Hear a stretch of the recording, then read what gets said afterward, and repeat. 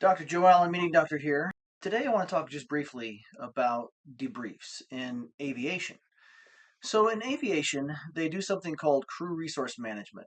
And it's a whole system of how they manage their crew, how operations are managed in the aviation industry, particularly with pilots and crew and so on, right? And one aspect of that is the debrief. It's something that's been done for a long time uh, with in aviation.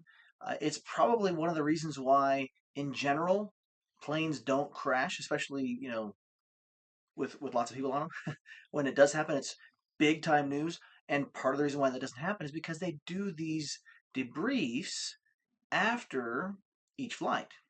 And so what they do is they meet together, usually have them, I'm looking at my notes here, usually have the flight crew, the captain, the co-pilots, the flight attendants, and any others that they feel are needed to just go over what happened on the flight, right? How things went, what went well, what didn't go so well, what they might look for the next time, that sort of thing. And they generally do this after every flight. And it's become very much a routine, right? And most of the time, passengers and others are unaware of any of the issues that may have arisen during a flight. And frankly, most of the issues that arise are very, very minor details, right? That they are very attuned to. And because they're very attuned to those things and they pay attention to them, they don't have accidents very often, right? Goes back to this idea that aviation companies that work in the airline industry tend to be high reliability organizations where they're sensitive to operations, they're sensitive to errors, and so they want to make sure they don't have them because if they do have them, then accidents happen that result in people dying, right? So they don't want that to happen. And frankly, it doesn't happen very much because they reflect on what they did. They do a debrief after every single flight to make sure that if there's anything wrong with the plane or anything wrong with the people who operated the plane, that they're identified, that the appropriate leaders in the organization or other authorities are notified and informed, and corrective actions can be taken immediately.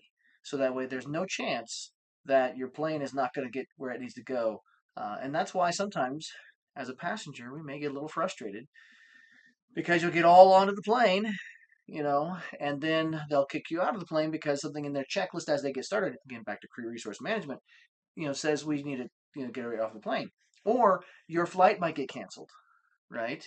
And you're like, well, what's going on? Well, one thing that could be going on is that the apparatus, the plane that was going to carry you from point A to point B was identified as having an issue during the debrief of the previous flight, and they've decided to take that plane out of service temporarily to go take care of some issue.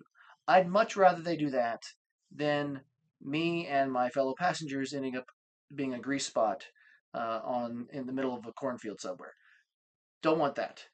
Much rather they be very efficient and very effective and debrief often.